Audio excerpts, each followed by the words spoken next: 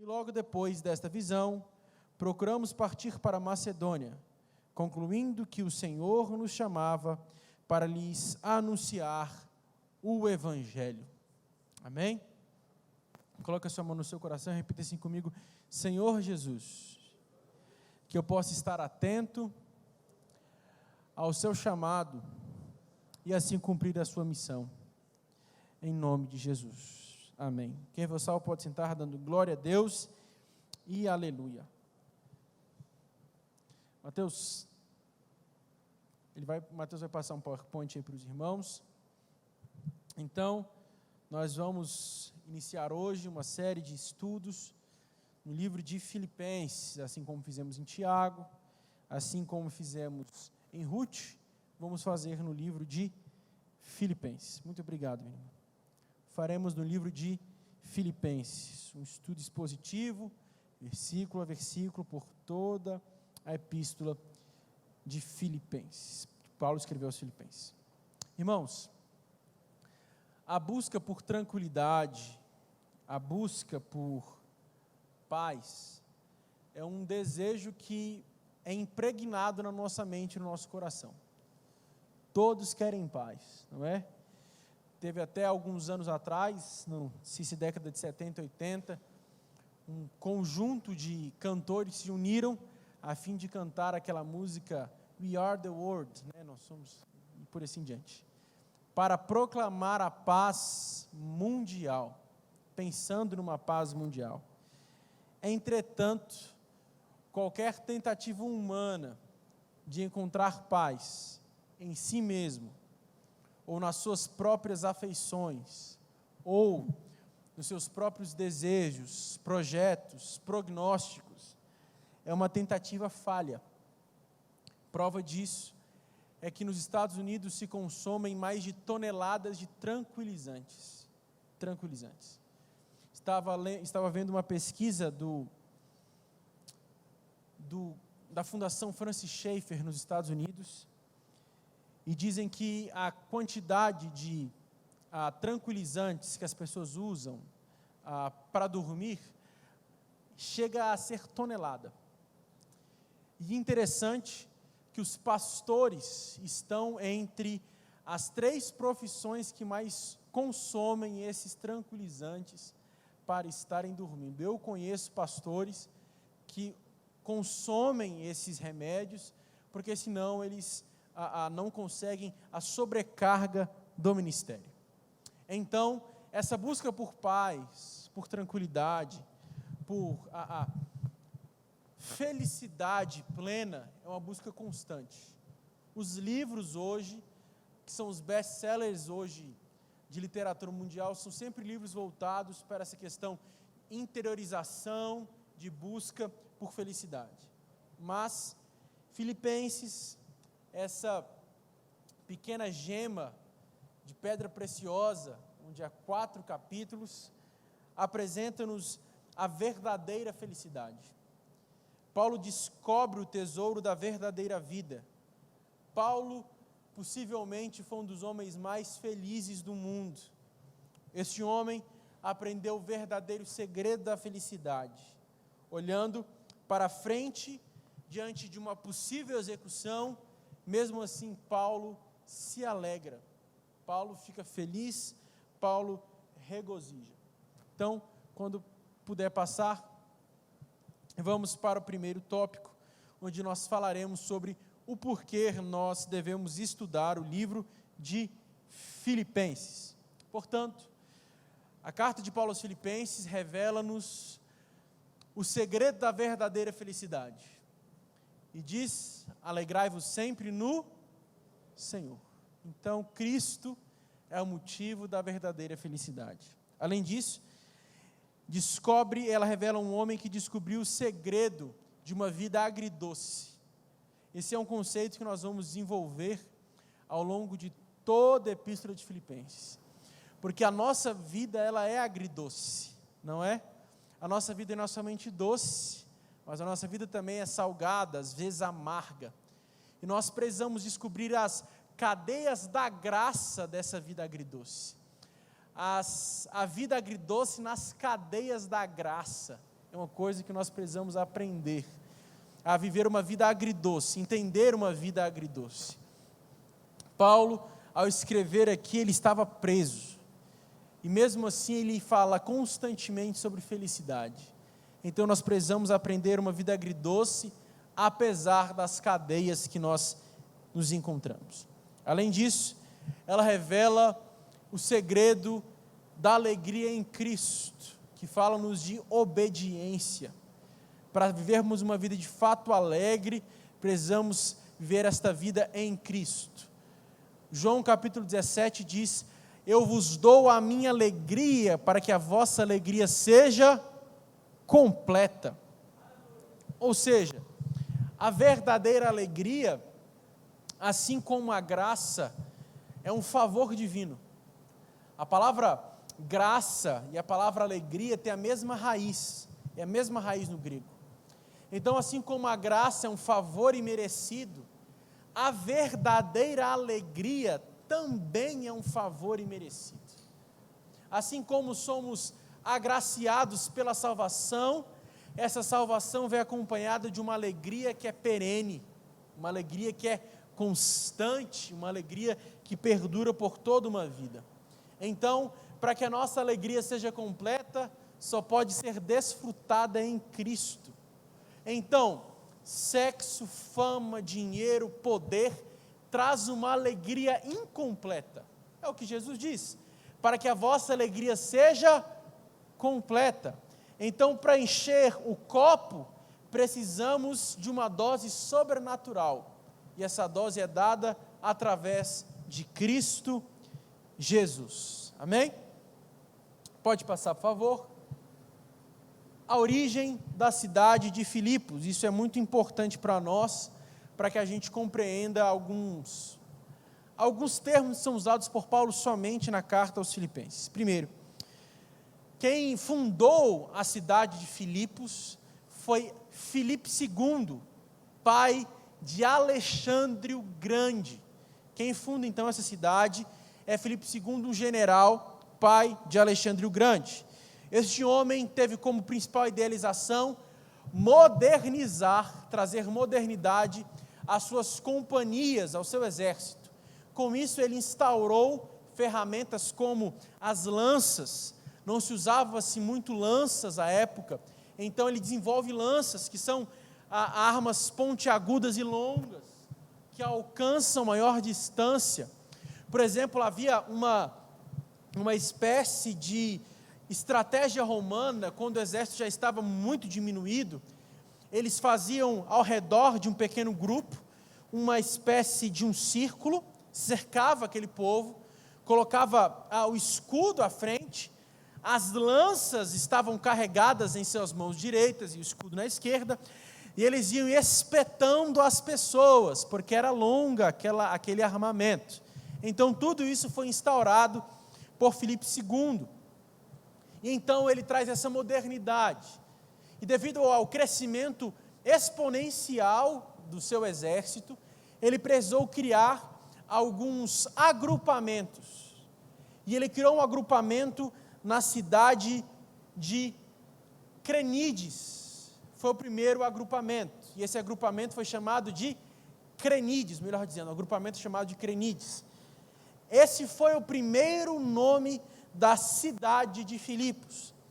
Ele engrandeceu tanto essa cidade, que a cidade tornou-se um afã para ele mesmo, e com o passar do tempo, ele coloca o nome da cidade Filipos, como uma espécie de vanglória para si. E ali, ele explora o ouro de modo muito veemente, muito voraz. Ele explora o ouro e as riquezas da cidade, daquela redondeza, e então ele fomenta o seu exército com aquelas riquezas, com aquelas pedras preciosas, e também ele usa essa riqueza, essas pedras preciosas, esse ouro, como uma fonte de suborno para as outras companhias ali. Então, ele fomentava Crenides com o dinheiro explorado, com o ouro explorado daquela redondeza. Mas, após a sua morte, inúmeras guerras monárquicas, aquela cidade tornou-se um pelotão, se pode dizer assim, um pelotão ou uma cidadela romana. Com isso, Filipos ficou conhecida como uma pequena Roma, uma Roma em miniatura. Os seus habitantes, predominantemente romanos, estavam misturados e mesclados com o povo daquela região, por óbvio, mas isso não impedia que eles desfrutassem de todos os direitos romanos, tais como: eles eram isentos de açoites. Em Filipos, um cidadão romano não poderia ser açoitado, grava isso na sua mente. Em Filipos, um cidadão romano não poderia ser açoitado. Não somente isso, ele também tinha o direito a apelar ao imperador ou aos magistrados, se ele sentisse que fosse injustiçado. Os nomes dos cidadãos de Filipos estavam presentes nos róis das famílias de Roma. Após a aposentadoria, se pode dizer assim, dos generais romanos, eles recebiam em Filipos uma porcentagem de terra. Então, você trabalhou em Roma, você aposentava em Filipos, você tinha uma terra ali em Filipos. Então, eles falavam latim, a principal língua era latim, não o grego, como muitos acham, mas o latim era a principal língua daquela redondeza. Eles falavam a língua de Roma. As moedas dos filipenses eram cunhadas também em latim. Eles usavam roupas romanas, eles usavam roupas com tinturas próximas a Roma, e a cor púrpura era uma cor muito presente naquelas roupas. Então ali era uma espécie de pequena Roma. Com isso nós conseguimos compreender algumas questões que são ditas a nós em Filipenses. Agora abra sua Bíblia em Filipenses 1:13, Filipenses 1:13, para nós entendermos algumas dessas peculiaridades. Filipenses 1:13.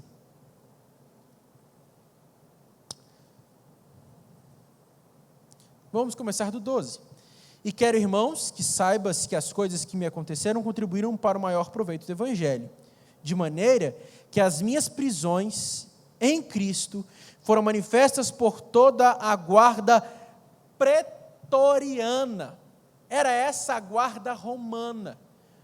A guarda de Roma é um termo que é usado aqui por Paulo para apresentar características romanas aos cidadãos que estavam em Filipos, aos crentes salvos em Filipos. Além disso, ele enumera uma questão muito presente da cultura. Os romanos tinham pecados, os romanos eram orgulhosos. Possivelmente esse era o maior pecado em Roma, o orgulho, tirando a questão de depravação moral e sexual, mas o orgulho era muito presente naquela sociedade. Então, os romanos se consideravam superiores a outras raças, a outras pessoas, outros povos e por assim diante. E você sabe, como eu já disse, que Filipos era uma espécie de cidadela, uma pequena cidade de Roma, ou seja, uma pequena representação, uma Roma em miniatura. Então, essa vanglória, esse ego inflado, acompanhou a cultura dos irmãos que estavam salvos em Filipos. Prova disso, nós lemos aqui Filipenses 2, do 5 ao 11.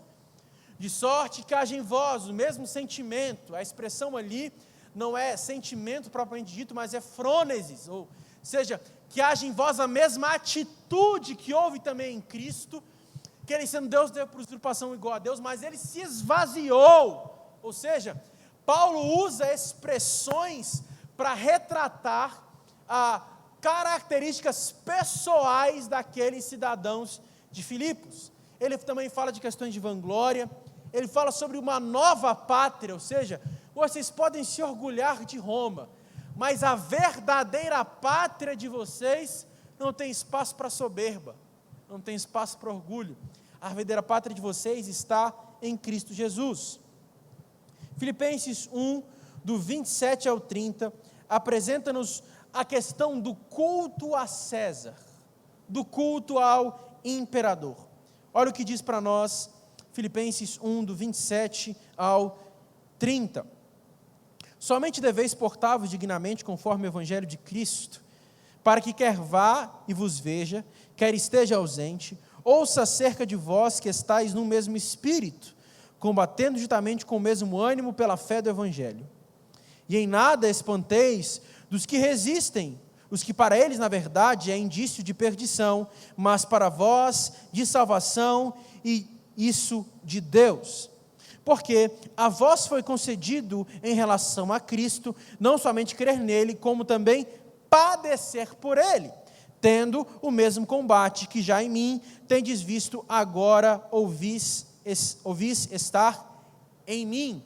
Paulo fala do sofrimento e da perseguição por causa do culto a César.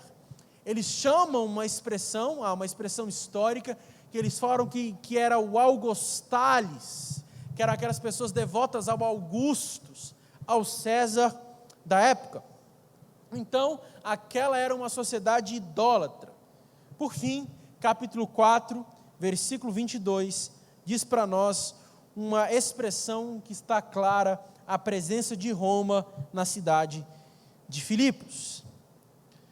Todos os santos vos saúdam, mas principalmente os que são da casa de César. Então, por óbvio, aqui está uma íntima ligação entre Roma e a cidade de Filipos. Amém? Todos na mesma página? Todos entendendo? Pode passar, por favor? O início da igreja está em Atos capítulo 16. Abra sua Bíblia em Atos 16. Possivelmente vamos ler todo o capítulo. A gente vai expor todo o capítulo aqui.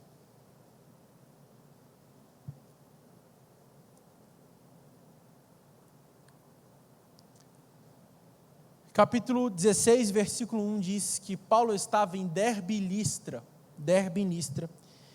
e havia neles o sentimento de ir para a Ásia pregar o Evangelho. Entretanto, no versículo 9 ao versículo 10, há uma visão.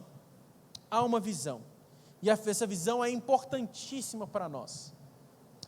Passa, por favor, tem mais um slide depois desse, por favor. Isso, tá bem? Paulo estava ali, Derbe e Listra, naquela região, e ele iria passar para as regiões da Antioquia, da Capadócia, que ali era a Ásia.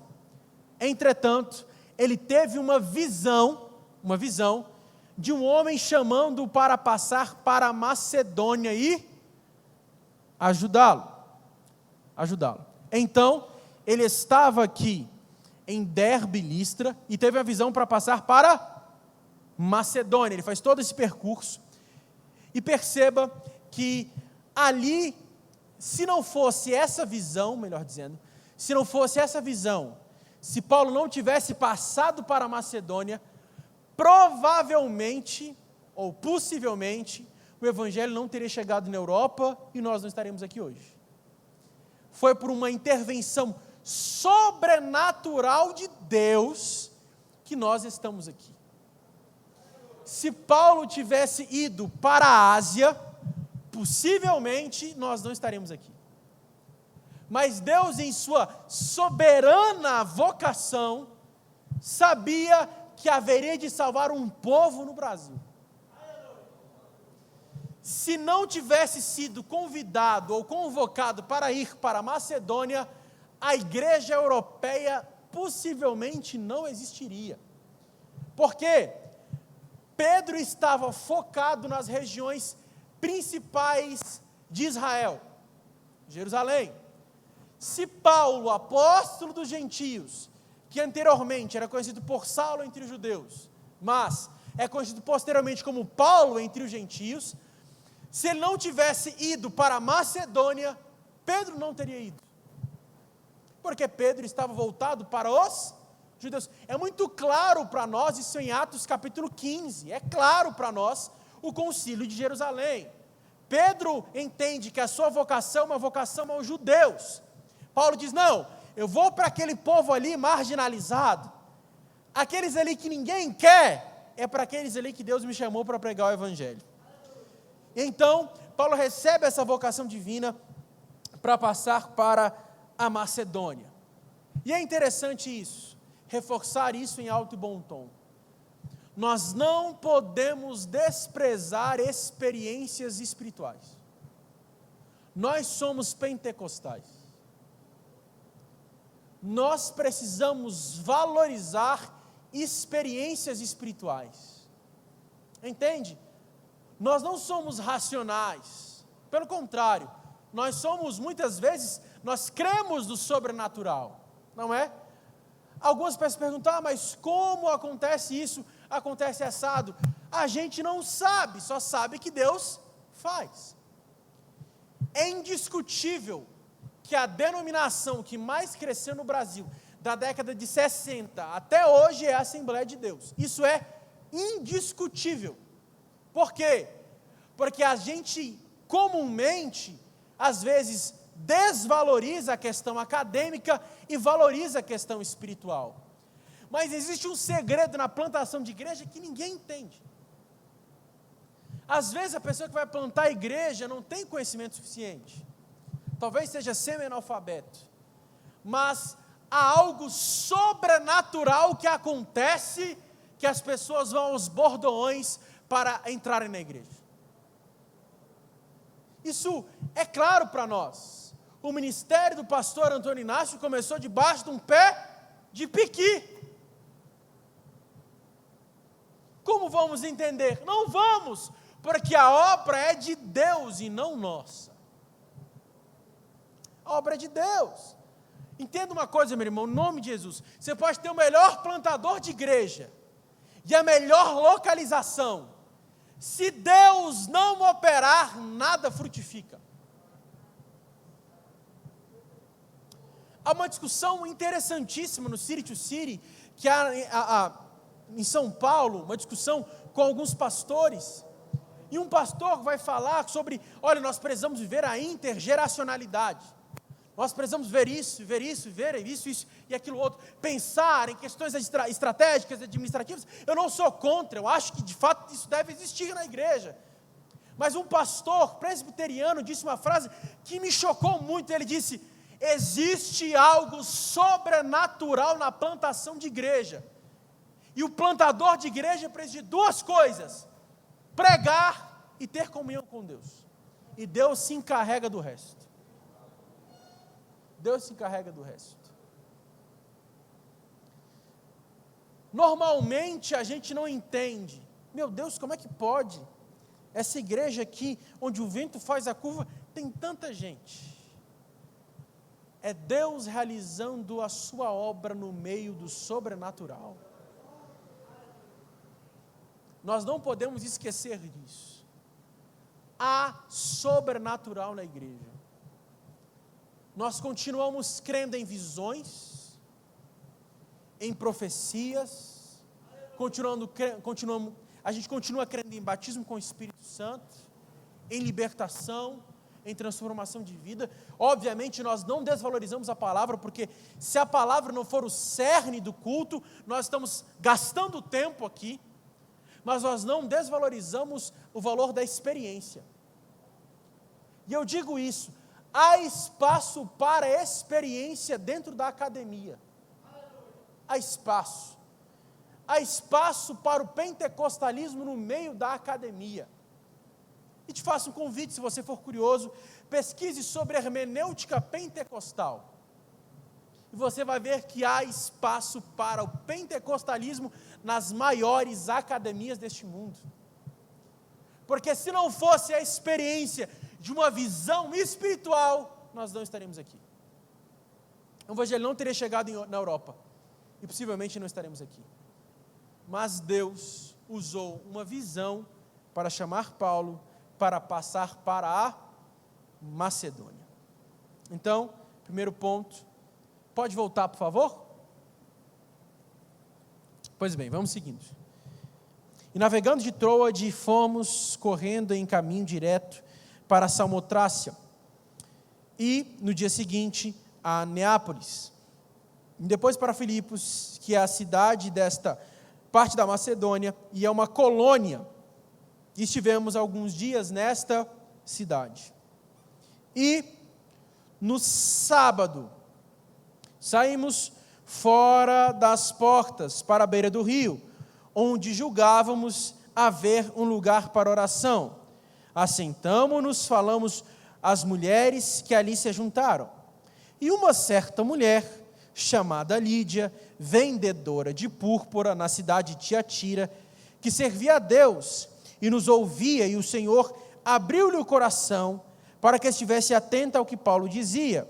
Depois que foi batizada, ela e a sua casa nos rogou, dizendo: se haveis julgado que eu seja fiel ao Senhor, entrai em minha casa e ficai ali, e nos constrangeu a isso.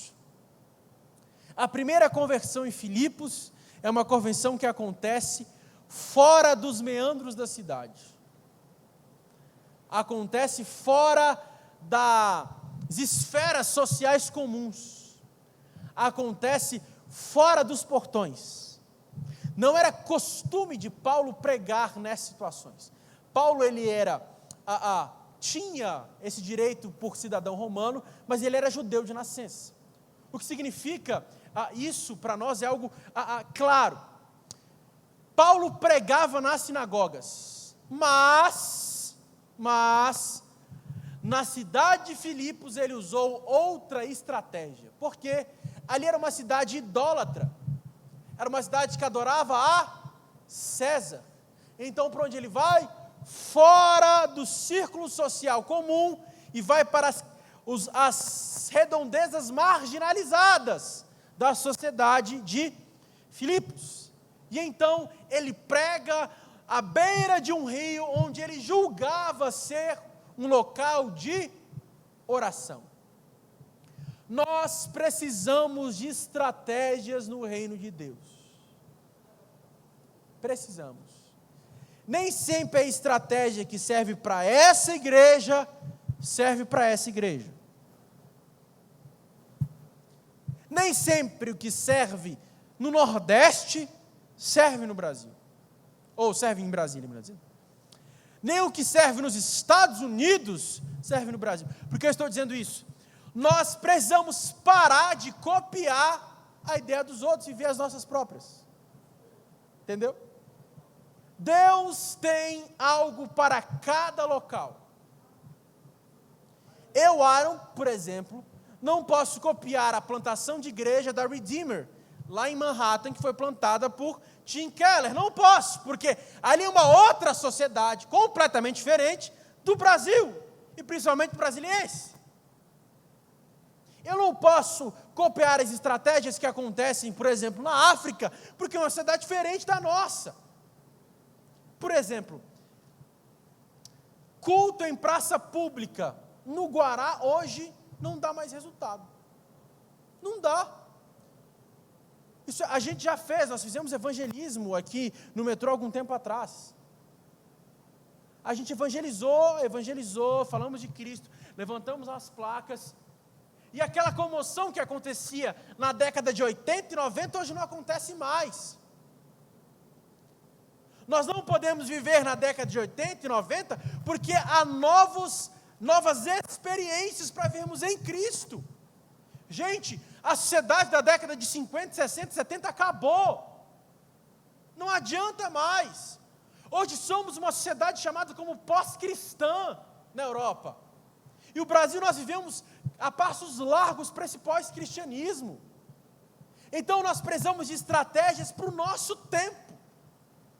E Deus dá estratégias para o nosso tempo. Entende? É diferente. A salvação de um é diferente da salvação do outro. E a gente vai entrar nisso com o passar do tempo aqui. Então, ela chega ali, e ela estava à beira do rio.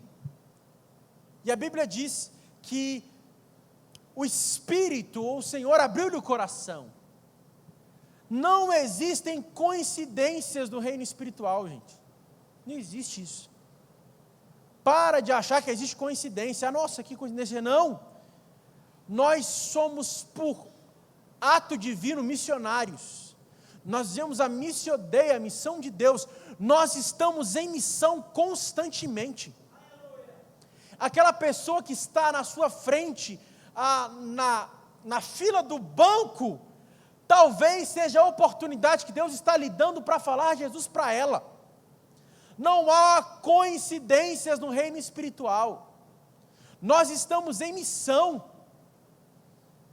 Que nós possamos orar ao Senhor para que nós vivamos essa dimensão espiritual, para entender que sempre há oportunidade de falar de Cristo. Não é você ser aquele chato, inconveniente, não. Mas é você estar atento às oportunidades que o Espírito lhe dá para falar de Cristo às pessoas. Entende? Talvez uma circunstância completamente diversa. Eu estudei numa faculdade onde um dos grandes colegas que tive ali era ateu. Ele era ateu, ele falava ateu. E eu falei, Deus, me dá uma oportunidade de falar de Jesus para ele. E sempre ele rebatia, começava e ria, e etc, etc. Teve um dia que eu conversei com ele sobre o Evangelho, sobre Cristo. Ele disse, olha, eu não consigo entender. Não consigo entender porque como Deus pode salvar alguém que não precisa fazer nada para ser salvo.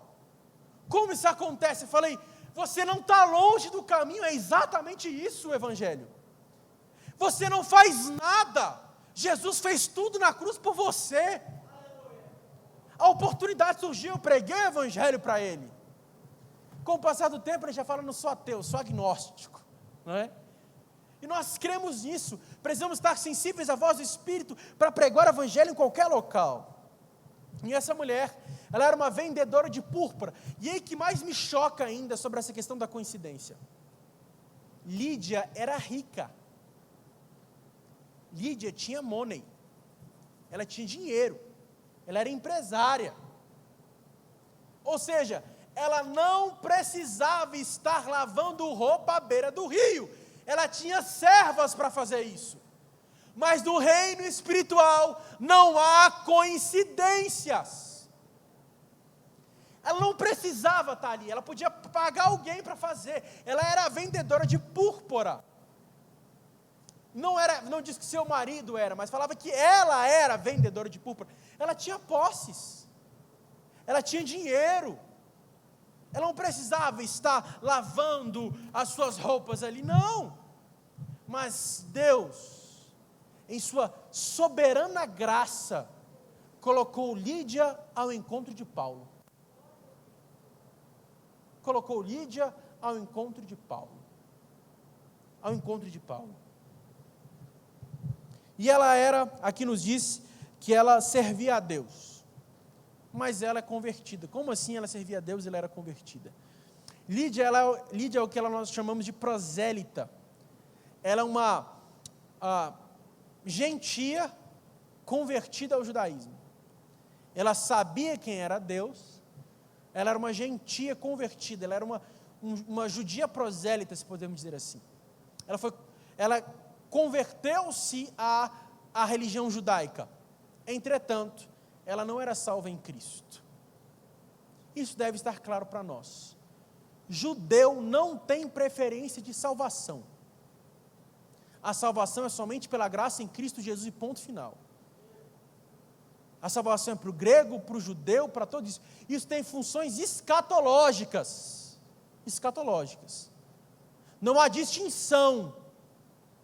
O judeu precisa de Jesus, assim como o brasileiro precisa. Precisa, isso é fato. Isso é fato. E essa mulher, ela era prosélita, ou seja, ela era religiosa. A gente tem que parar de hipervalorizar simpatizantes do Evangelho. Jesus não salva simpatizante. Jesus salva crente em Cristo Jesus. Ele não salva simpatizante. Fulano de tal é simpatizante. Está perdido igual o macumbeiro. Está perdido igual o satanista. Está do mesmo jeito. A simpatizante. Jesus não salva simpatizante, gente. Ele salva crente. Crê no Senhor Jesus, será salvo tua casa, você e sua casa. Jesus não salva simpatizante. Não, ele é simpático ao Evangelho. E daí? Está perdido igual qualquer um outro. Não, ele é simpático. Não, não. Religião não salva ninguém. A graça não é por religião, a graça é por intermédio da cruz. Nós não somos salvos porque somos assembleianos, nós somos salvos porque somos de Cristo Jesus. Nós não somos salvos porque somos evangélicos, não, não, nada disso, nada disso. Religião não salva ninguém. Quem salva é Cristo Jesus. Essa mulher conhecia a Deus.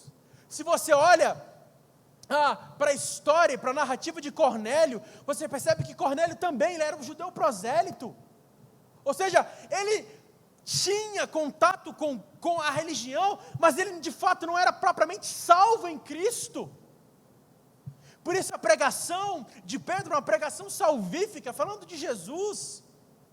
Gente, religião não salva ninguém. Quem salva é Cristo Jesus. Lídia precisava ser tanto salva quanto a segunda figura que nós vamos ver a partir de agora. E aconteceu que indo nós à oração, no céu me encontro uma jovem que tinha um espírito de adivinhação, o qual, adivinhando, dava grande lucro aos seus senhores. Essa, seguindo Paulo e a nós, clamava dizendo: estes homens que nos anunciam o caminho da salvação são servos do Deus Altíssimo. Isto fez ela por muitos dias. Mas Paulo, perturbado, voltou-se e disse ao Espírito: em nome de Jesus Cristo, te mando que saias dela, e saiu na mesma hora. E vendo seus senhores que a esperança do seu lucro estava perdida, prenderam Paulo e Silas e os levaram à praça à presença dos magistrados. E apresentando-os aos magistrados, disseram: estes homens, sendo judeus, perturbaram a nossa cidade e nos expõem costumes que não nos é lícito receber nem praticar, visto que somos romanos. E a multidão se levantou unida contra eles, e os magistrados, rasgando-lhes as vestes, mandaram açoitá-los com varas. E havendo-lhes dado muitos açoites, os lançaram na prisão, mandando o carcereiro que os guardasse com segurança, o qual, tendo recebido tal ordem, os lançou no cárcere interior e lhes assegurou os pés no tronco. Perto da meia-noite, Paulo e Silas oravam, cantavam os hinos a Deus, e outros presos escutavam. E de repente sobreveio um tão grande terremoto, os alicerces do cárcere se moveram, e logo se abriu todas as portas, e foram soltas as prisões de todos. A segunda conversão, a primeira conversão é de Lídia e sua família. A segunda conversão aqui destacada é a conversão de uma escrava, de uma adivinhadora. A expressão grega para adivinhação aqui é piton. Que expressão é essa? É uma expressão cunhada de cultura. Segundo a mitologia grega, em Pito, em Pito, no Golfo de Corinto, havia uma serpente, um dragão. E esse dragão fazia adivinhações. Ele fazia oráculos, isso é mitologia grega, fazia oráculos, e ele adivinhava os oráculos das pessoas, ele adivinhava o futuro das pessoas. E então, com o passar do tempo, essa região foi chamada de Piton. Então, um espírito de Piton, um espírito de adivinhação. Aqui está emprenhado a questão cultural. Ela era grega e ela estava possuída por um espírito de adivinhação, que era a expressão usada para Piton ali. Então, nós vemos hoje que existe uma cobra chamada Piton, que traz alusão a essa figura, não é? A figura da adivinhação. Então, essa expressão aqui, que ela tinha um espírito de adivinhação, é um espírito de Piton, um espírito de descobrir oráculos e por assim diante. E diz que ela falava uma coisa. Ela falava o seguinte: o qual, adivinhando, dava grande lucro aos seus senhores. E seguindo Paulo e a nós, clamava dizendo: estes homens que anunciam o caminho da salvação são servos de Deus Altíssimo. A expressão grega aqui não é o caminho, mas é um caminho. Aqui não há esse artigo definido, não há. Então é um caminho, um caminho. Eles anunciam um caminho da salvação. Ou seja, o que ela estava dizendo é que existem vários meios de salvação, mas elas falavam de um caminho de salvação, e não o, como está aqui no português. Na transliteração houve essa perda aí. Mas eles anunciam um caminho de salvação. E Paulo ficou perturbado. Perceba uma coisa, irmãos, em nome de Jesus. Quando é de Deus, aquela manifestação espiritual, a gente fica tranquilo. Mas a gente sabe quando não é. A gente sabe. Digo isso porque há muito tempo, aqui na igreja, o pessoal gostava não sei, uma expressão que eu não gosto, né? Reteté. Tinha uma irmã que falava tal, reteté e tal. Ela jogava o cabelo lá na frente, dançava, negócio esquisito. Hoje, nem sei se crente está mais. E a gente sente incomodado. Incomoda. Porque sabe quando é de Deus, sabe quando não é de Deus. Entende? A gente sabe. A gente sabe quando é de Deus e quando não é de Deus. E sabe, a gente se sente incomodado, aquela coisa. E hoje nem crente está mais. Fui pregar numa igreja. Uma igreja pequena. E durante a pregação, uma irmã foi tomada em línguas estranhas. De tal modo que o falar de línguas estranhas dela estava atrapalhando a pregação. Incomodava. Porque ela parece que competia com a minha voz. Eu terminei de pregar. Cheguei no ouvido dela e disse: o sangue de Jesus te repreenda. E ela caiu para trás possessa. Porque a gente sabe quando é de Deus e quando não é de Deus. Então, manifestações espirituais não significa que Deus está agindo. Deus está agindo quando a palavra é pregada em sua fidelidade. Não conheço movimentos espirituais enquanto bate o pandeiro, o negócio funciona. Parou de bater o pandeiro, parou o movimento. Não! Isso não existe, isso não é bíblico. A manifestação espiritual vem pelo poder da palavra. Pelo poder da palavra. E eu me recordo que nós pulsamos, e o pastor conversou conosco, falou: pastor Aaron, me ajude aqui, uma semana de oração, em jejum, vamos orar e jejuar por essa irmã, porque ela era profetisa da igreja.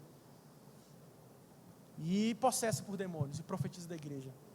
E nós oramos e tudo, e ele me ligava, ela caía possessa todos os dias. Foi uma semana inteira. Ela caía possessa todos os dias. Ela ia para o culto todo dia ela caía possessa. Até que no sábado, eu não pude estar lá, mas no sábado eles fizeram uma oração, e aquela mulher verdadeiramente foi liberta daquele espírito maligno. Mas nós que somos salvos em Cristo, a gente sabe quando é de Deus, sabe quando não é de Deus. Que nós temos esse discernimento. O que é discernimento espiritual, gente? Discernimento espiritual é você enxergar entre o preto, o branco, o cinza, entendeu? É enxergar o cinza, é ver aquilo que ninguém está vendo, é enxergar o cinza entre o preto e o branco. Além disso, houve uma retaliação, isso é engraçado. Depois que o reino espiritual foi movimentado, houve uma retaliação, aqueles homens foram presos. Paulo e aqueles que estavam com ele foram presos. Paulo e Silas foram presos. Entenda isso. Andar no sobrenatural gera retaliações. Não sei se você percebe. Normalmente, as irmãs de nossas orações, círculo de oração, normalmente, sofrem retaliações. Eu mesmo conheço uma irmã, que ela é dirigente de círculo de oração há muitos anos. Muitos anos. E ela luta com o seu filho, lutava com o seu filho, melhor dizendo, que ele era drogado. E ele morreu drogado. Porque mexer no reino espiritual há retaliações. Por isso digo uma coisa, irmãos, em nome de Jesus. Muito cuidado com o que você pede. Muito cuidado com o que você pede. Entrar no reino espiritual é uma guerra. É uma guerra. Esteja preparado. Esteja preparado. Vai surgir problema onde você menos imagina. Onde você menos imagina. De repente, você vai para o culto, seu pneu fura. Retaliação. De repente, você está bem, você fica enfermo. Retaliação. Existe retaliação no reino espiritual, gente. Existe isso é fato. Isso é fato. Certa vez, eu também pregando, chamei uma jovem à frente, e eu via que a expressão daquela jovem não era expressão normal. Ela me olhava de baixo para cima, com cara de raiva. Eu falei, o tinhoso está ali, o negócio está estranho. Comecei a orar e tudo, ela começou a chorar e tal, chorou copiosamente, chorou muito. No outro dia eu acordei com febre, eu não estava doente. Eu dobrei os meus joelhos e falei, Senhor, eu não estou doente, e eu sei que isso é retaliação. Me livra, me cura nesse momento. Foi oração de no máximo 2 minutos. Levantei, voltei a dormir. Quando eu acordei já não tinha mais febre. Não tinha mais febre. Além disso, aqueles homens foram chamados de perturbadores. Perturbadores. Estes homens perturbam a nossa cidade. Talvez esse seja o maior elogio do crente. Perturbador de costumes. Somos chamados a perturbar, incomodar. Porque o sal na ferida aberta arde mesmo. Arde mesmo. Incomoda.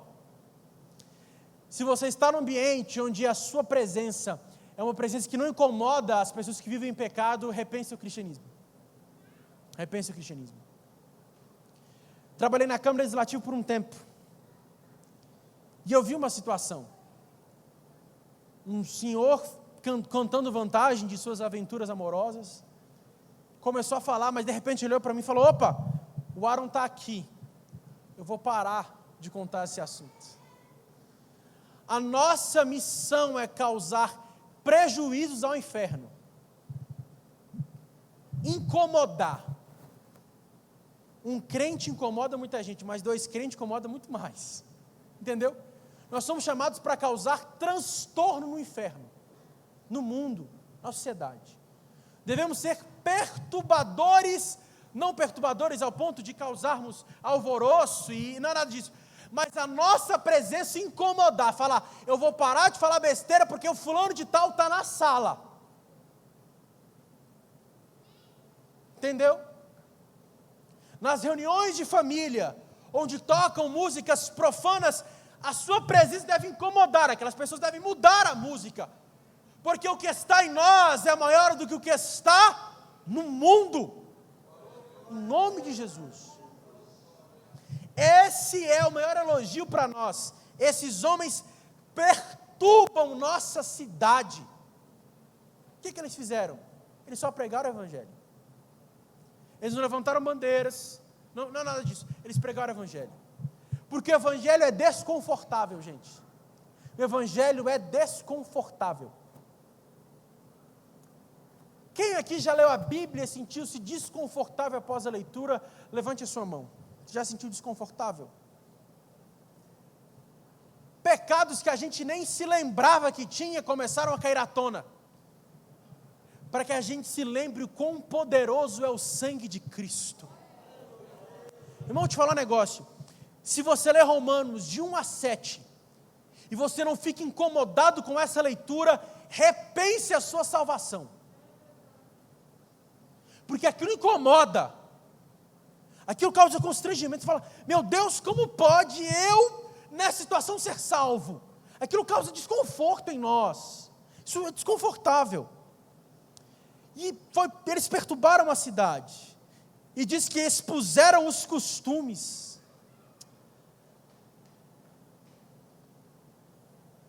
Pregar o evangelho é mexer em caixa de esgoto. Pregar o evangelho é mexer em caixa de esgoto, meu irmão. O ministério é mexer em caixa de esgoto. Em caixa de esgoto.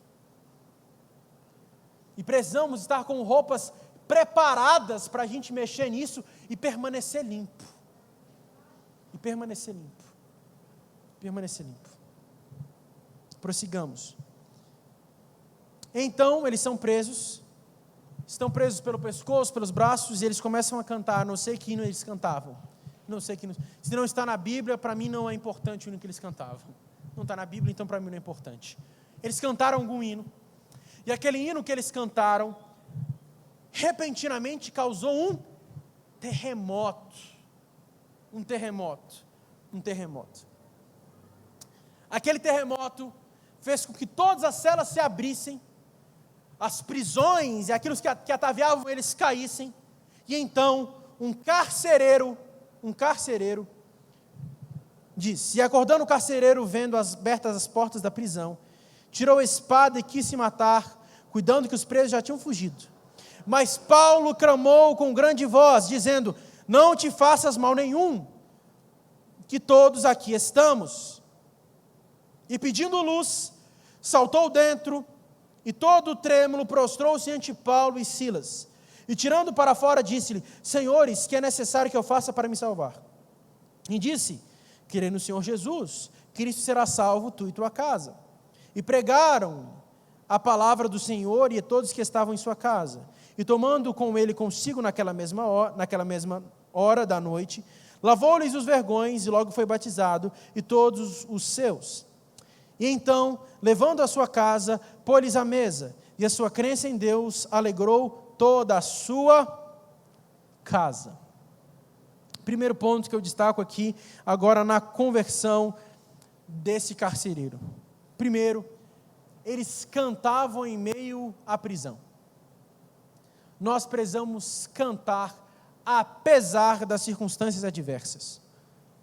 Por isso eu parabenizo os irmãos que cantaram aqui no domingo. Meus parabéns. Mesmo sem luz, vocês cantaram. E eu digo isso, eu repensei a venda desse piano. Não vendo esse piano agora nem que a gota serena. Porque se não fosse o piano, não tinha acompanhamento. Então, parabéns, meus irmãos, vocês cantaram mesmo sem luz. E Deus se manifestou de modo poderoso aqui. Eu estava do lado de fora, resolvendo algumas questões, estava lá fora, resolvendo, ligando para a ANEEL, etc. Quando eu entrei, eu fiquei completamente arrepiado. Porque com luz ou sem luz, Deus estava presente no culto. Glória a Jesus. Nós precisamos aprender a cantar mesmo em situações adversas. Se você vive de fato o ministério, você quer ver o ministério, prepare-se para viver um ministério de modo desconfortável. Desconfortável. Porque não é toda vez que teremos microfones, acompanhamento, a base. Às vezes nem som tem. Mas a gente continua cantando a Jesus Cristo. Cantando ao Senhor. Usa o gogó. Usa o gogó. E se não tiver o gogó, faz mímica, mas exalte a Deus. Exalte a Deus. Exalte a Deus. Então, irmãos, eles cantaram em situação adversa. Eles cantaram em situação adversa. E quando eles cantaram, diz ali que houve algo miraculoso, houve um terremoto, aquele homem ficou preocupado com as prisões, e diz, senhores, que é necessário que eu faça para me salvar? Aí Paulo diz, crê. A pergunta dele é, o que eu preciso fazer para ser salvo? Creia. Você não precisa fazer nada. Jesus já fez tudo. Creia na obra de Cristo.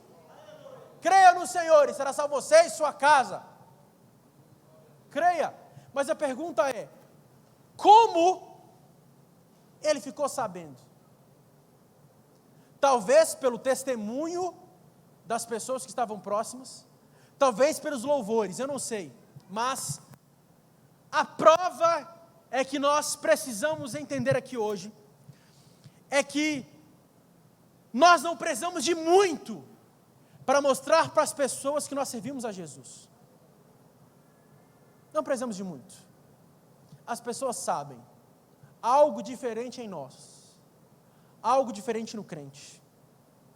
Então, ele entrou naquela casa, pregou o evangelho e houve alegria naquela casa. Porque onde o evangelho está, há alegria. Há briga, por óbvio, há discussão, há problema, mas a alegria volta a reinar assim que o problema é solucionado. E aquela igreja tornou-se uma igreja marcada por essa questão contribuinte. Perceba, Lídia convidou Paulo para casa. O carcereiro convidou Paulo para... Ele sai da prisão e volta para a casa de Lídia. O que significa, aquela igreja está marcada pela contribuição.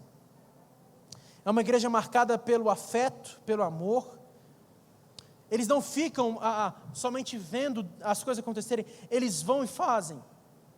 Acontece pouco tempo depois, quando Paulo está em Atenas e Corinto, chega a Paulo uma oferta, da onde? De Filipos. Chega a oferta de Filipos. A segunda visita de Paulo aos Filipos, naquelas redondezas, é fomentada por uma oferta, por uma contribuição. A igreja de Corinto estava passando necessidade, ela recebeu a oferta dos irmãos da Macedônia, ou seja, os irmãos de Filipos. Essa igreja está entranhada em amor. Entranhada em amor. E o amor não é somente o amor que dá oferta, mas é o amor que chama para perto. Precisamos valorizar sim a oferta, mas também precisamos aprender a valorizar o próximo. Às vezes o povo não precisa de oferta, às vezes o povo precisa de abrigo, de um ombro, de uma conversa e de um diálogo. E essa igreja viveu essa característica. Nem vou conseguir terminar tudo aqui, mas trazendo alguns pontos. O evangelho chega pela graça de Deus. A igreja de Filipos foi plantada por uma ação sobrenatural. Deus age ali. Além disso, o poder do evangelho, pode passar por favor? Passa, mais um, aí. O evangelho é pela graça, o evangelho também é universal. Nesse capítulo 16, nós vemos algo fortíssimo. Lídia, ela era de Tiatira, ou seja, ela era asiática. Lídia era da Ásia, ela era asiática, uma empresária asiática, ela era de Tiatira. Então, Jesus salvou uma empresária da Ásia. Jesus salva uma escrava grega e salva um carcereiro romano. A Ásia, a Grécia e Roma foi alcançada num só capítulo em Atos dos Apóstolos, ou seja, é universal. Não importa de onde você é, não importa a sua origem étnica, não importa, há graça para todos nós. Há graça para todos nós. Terceiro, o evangelho não olha para a classe social. Lídia era empresária, estava no topo da pirâmide. A escrava, nem sabemos o nome, mas ela estava lá embaixo, ela era escrava. E o carcereiro, nós também não sabemos o nome, mas ele era um cidadão romano, ele está na classe média. Classe alta, média e baixa. Eu reconheço que a teologia da missão integral tem causado grandes danos à igreja brasileira. E uma vez conversando com o pastor Elian inclusive, a gente tem que reforçar isso. Jesus não salva somente o pobre, Jesus salva o rico também. Entendeu? A gente tem esse evangelho meio que marginalizado, não é? Jesus salva o pobre e o rico, a classe média A, B, C, D, E, aí por assim diante. Classe Z, classe A. Jesus salva todo mundo. Não há distinção de classe social. Não há. Ele salva o rico, ele salva o pobre, ele salva a classe média, ele salva qualquer um. O poder do evangelho não é baseado em mais pobre, menos, por nada disso. Jesus salva. Ao Senhor pertence a salvação. Ao Senhor pertence a salvação. Além disso, Deus não olha para o passado. O evangelho não olha para o passado. Lídia era prosélita. A escrava era mística. Tinha um negócio meio esquisito nela ali, meio um misticismo, não é? Uma coisa meio esquisita. Ela era meio mística. E o carcereiro, ele era idólatra. Se ele era carcereiro romano, ele então servia ao imperador. Jesus salvou, só nesse capítulo, uma prosélita, uma mística e um idólatra. Só no capítulo 16 de Atos. Prossigamos. O evangelho transforma. Jesus salvou uma religiosa, que é Lídia. Jesus transformou uma escrava em livre. E um homem à beira do suicídio teve alegria em casa. Você percebeu a beleza disso aqui, gente? Você percebeu a beleza do evangelho em Atos 16? Todas as necessidades foram saciadas pelo evangelho. A religiosa entendeu que precisa de Jesus para ser salva. A escrava foi livre. E aquele que estava à beira do suicídio teve alegria em casa. Eita glória! Teve alegria em casa. Jesus sacia as nossas necessidades. E o que é mais bonito ainda, é que Ele usa situações diferentes para salvar pessoas diferentes.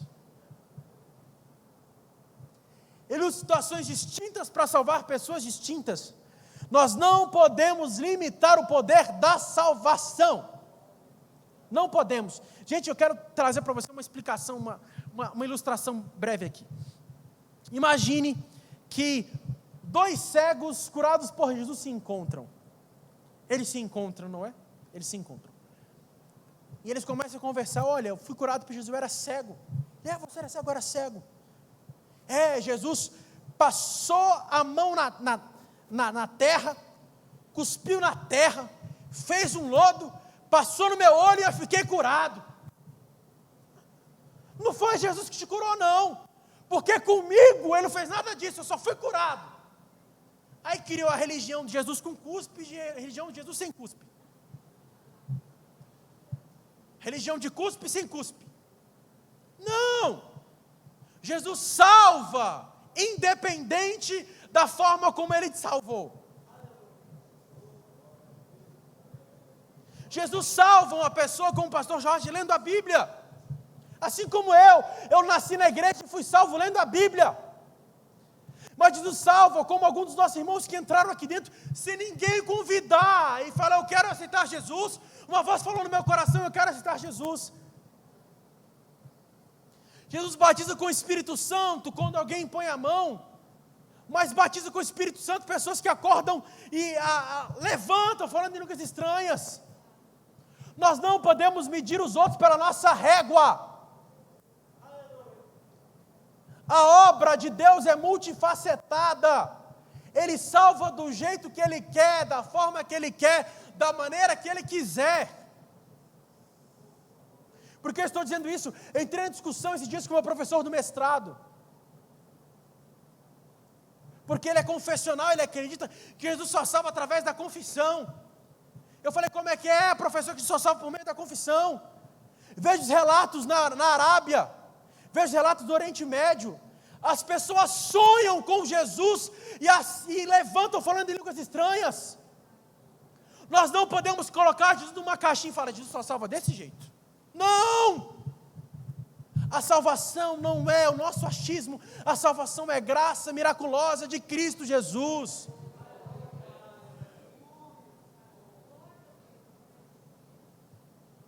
Ele salva um macumbeiro, Jesus salva até crente. Jesus salva até crente. Ele salva até crente. Ele salva independentemente de quem somos, de como somos criados.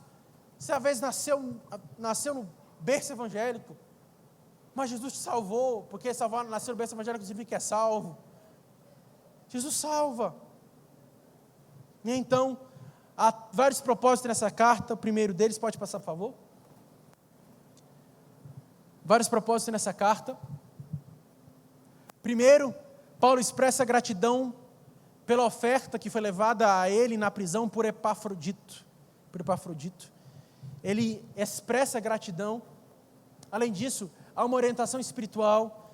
Não vou poder ler todos os textos, porque são muitos textos aqui, mas em suma, Paulo fala sobre ser digno do Evangelho de Cristo, ter o mesmo sentimento que houve em Cristo, sermos luz, acautelarmos contra os judaizantes, prosseguirmos para o alvo, nos acautelarmos contra os cães, os inimigos da cruz, e são várias outras admoestações que Paulo faz aqui. Terceiro, saturar o nosso espírito e nosso coração de alegria.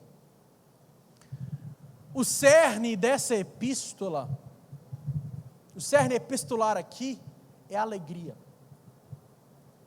Paulo cita a palavra alegria 16 vezes nessa carta. E o cerne de Filipenses é alegria. Eu vou citar os textos para você depois ver no YouTube, será postado amanhã, mas estará vendo no YouTube. Primeiro, Filipenses 1:4, Filipenses 1:18, que é citado 2 vezes, Filipenses 1:25, Filipenses 2:2, Filipenses 2:17, que é citado 2 vezes, Filipenses 2:18, que é citado 2 vezes, a palavra alegria, ou regozijo, que é sinônimo, 2:28, 2:29, 3:1, 4, versículo 1, versículo 4, no versículo 4 aparece 2 vezes, e no capítulo 4, versículo 10. São 16 vezes que a palavra alegria aparece em Filipenses. E a partir disso que nós vamos pensar, uma alegria agridoce. Uma alegria agridoce. Ele estava preso, mas estava alegre. Ele estava preso, mas estava alegre. Preso, mas alegre em Cristo Jesus. Então, esse é o principal objetivo da epístola: encher a mente e o coração daquele povo de alegria. Alegre-se sempre no Senhor, outra vez digo, alegrem-se. Recomendar Epafrodito. Ele fala que Epafrodito é seu irmão, seu colaborador, seu mensageiro e ministro das suas necessidades.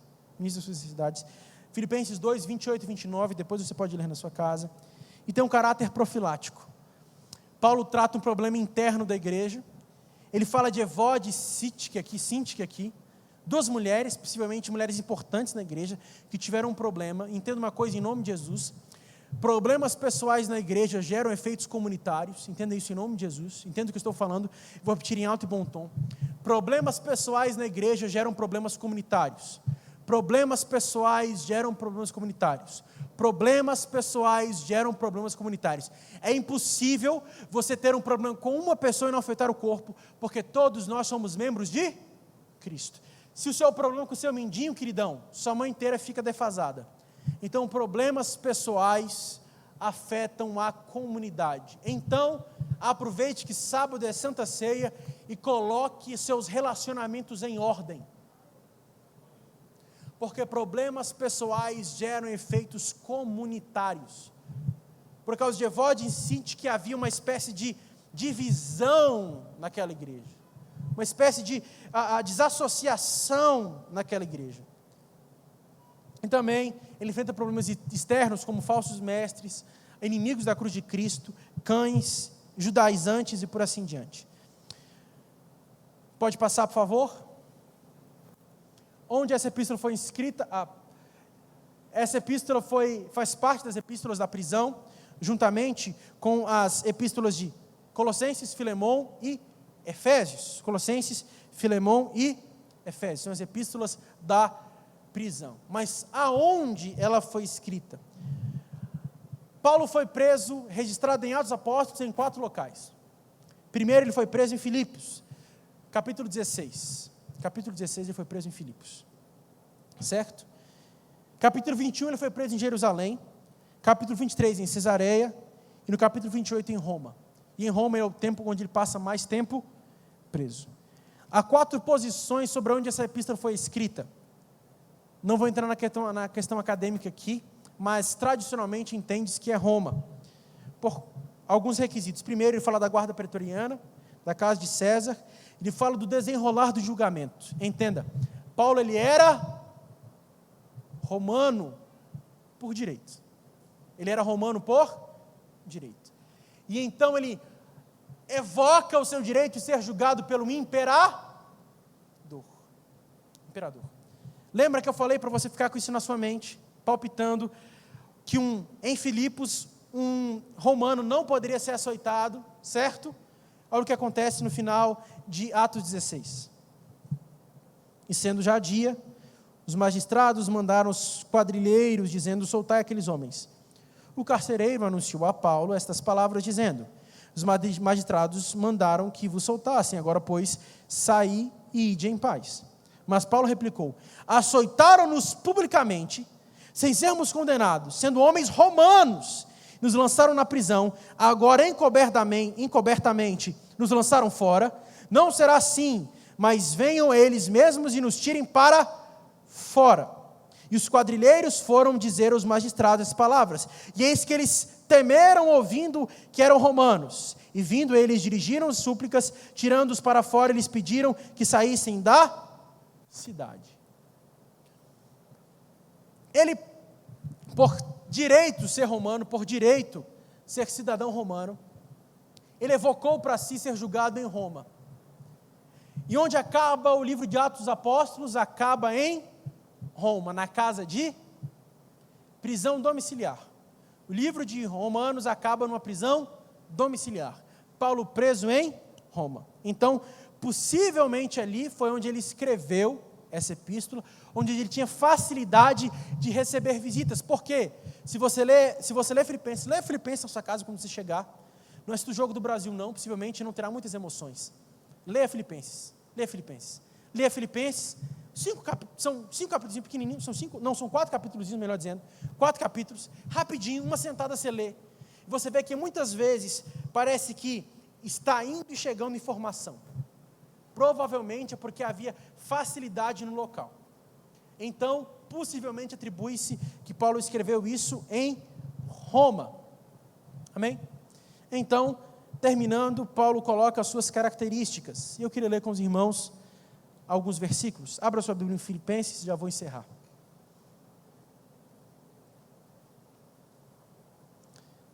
Lembra que eu falei que a nossa alegria é uma alegria agridoce?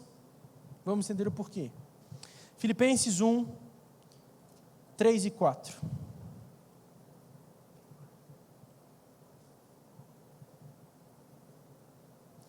Paulo é um servo feliz. Dou graças ao meu Deus em todas as vezes que me lembro de vós. Sempre com alegria, oração por vós em todas as minhas súplicas. Ele é um servo feliz. Além disso, Paulo é um prisioneiro otimista. 1, 12 e 14. Quero, irmãos, que saibas que as coisas que me aconteceram contribuíram para o proveito do Evangelho. 14. Muitos irmãos do Senhor, tomando o ânimo com as minhas prisões, ouçam falar a palavra, mas confiadamente, sem temor. Além disso, ele é um humilde portador da cruz. Nós lemos aqui, capítulo 2, versículos 5 ao 11.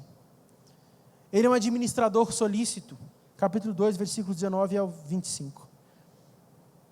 Espero no Senhor, que em breve vos mandarei Timóteo, para que eu também esteja de bom ânimo, sabendo dos vossos negócios. 25. Julguei, contudo, necessário mandar-vos Epafrodito, meu irmão, cooperador, companheiro dos meus combates, vosso enviado para prover as minhas necessidades. Um corredor. Ele é um maratonista. Capítulo 3, versículos 12 ao 14.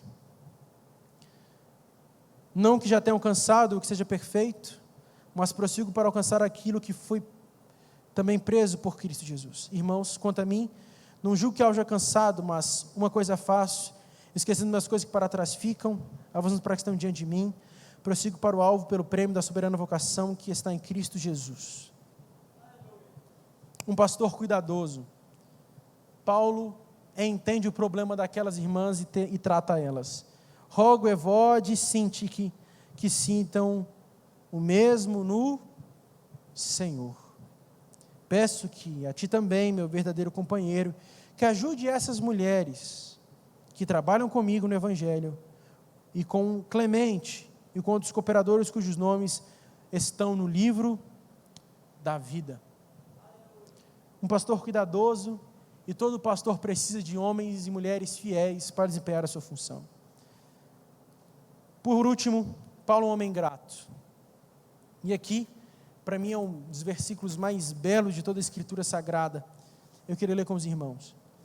Vamos ler a partir do 11. Não digo isso como por necessidade, porque já aprendi a me contentar com o que tenho. O que Paulo tinha? As marcas da prisão, as marcas da perseguição, as marcas do sofrimento. Estava preso em sua casa, preso, completamente açoitado, possivelmente já com suas forças se esvaindo. E então, o próprio Paulo diz: sei estar abatido, sei também ter abundância, em toda maneira, em todas as coisas. Estou instruído, tanto ter fartura como ter fome, como ter abundância, como padecer necessidade. Posso todas as coisas naquele que me fortalece. Paulo é um homem grato. Pelo quê? Grato por Jesus. Paulo é um homem grato por ter Jesus, por ter pessoas que estão com Ele. Ele não é grato por ter grandes coisas, ele é grato, grandes coisas aos olhos humanos, melhor dizendo, como ter isso, aquilo, ser homem, nada disso. Ele é grato por ser um prisioneiro em nome de Cristo. Ele é grato por sofrer. Ele é grato por ser martirizado. Ele é grato por isso. Ele fala que ele aprendeu a se contentar. Ah, isso é maravilhoso. Ele aprendeu a ser feliz. Ele aprendeu a ser feliz na prisão. Uma alegria agridoce. Quando ele olhava para as suas marcas no corpo, ele se alegrava. Porque ele sabia que o seu nome estava escrito no livro da vida. Coloque-se em pé, eu quero orar com você.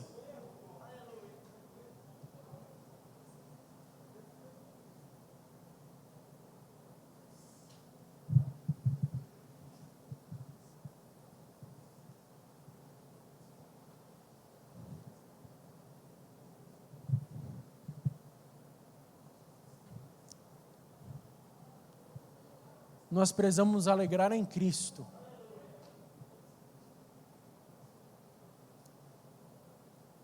Alegrar em Jesus.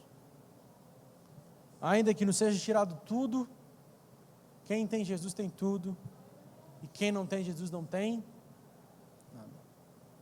Ainda em meio ao luto, em meio à perda, em meio à tristeza, em meio à angústia, em meio ao sofrimento, em meio às lamúrias e aos questionamentos dessa vida, nós somos alegres em Cristo. Uma alegria que não pode ser comprada, que não pode ser dada por nenhum outro homem na terra. É uma alegria que só nós salvos provamos. Porque tem homens que têm tudo, mas são tristes. Muitos de nós não temos nada, mas somos alegres. Senhor Jesus, nós estamos em sua presença, Pai. Ah, Senhor, nos ajude a viver essa vida agridoce, essa vida marcada por, às vezes, destemperos.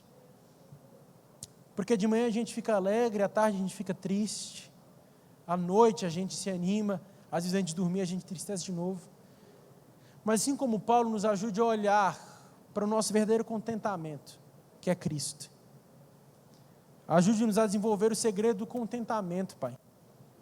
Em nome de Jesus. Que essa gema de 4 capítulos, essa pedra preciosa, de 4 capítulos sejam nossa instrução nos próximos dias e meses. Que ao longo da leitura dessa epístola aqui, nós possamos realmente nos alegrar e aprender o que é alegrar em Ti. Eu não sei as circunstâncias que nós iremos passar ao longo desses próximos meses aprendendo disso, mas de uma coisa eu tenho certeza: se estivermos em Ti, estamos felizes. Se estivermos em Ti, estamos alegres, Pai. Nos ajude, Senhor, a estarmos sensíveis à Sua voz, porque se Paulo não estivesse sensível à Sua voz, ele não teria plantado essa igreja em Filipos. Ajude-nos a entender o Evangelho, a viver este Evangelho. Ajude-nos a Te servir, nos contentar em Ti. É o que nós oramos em nome de Jesus. Amém? E graças ao bom Deus.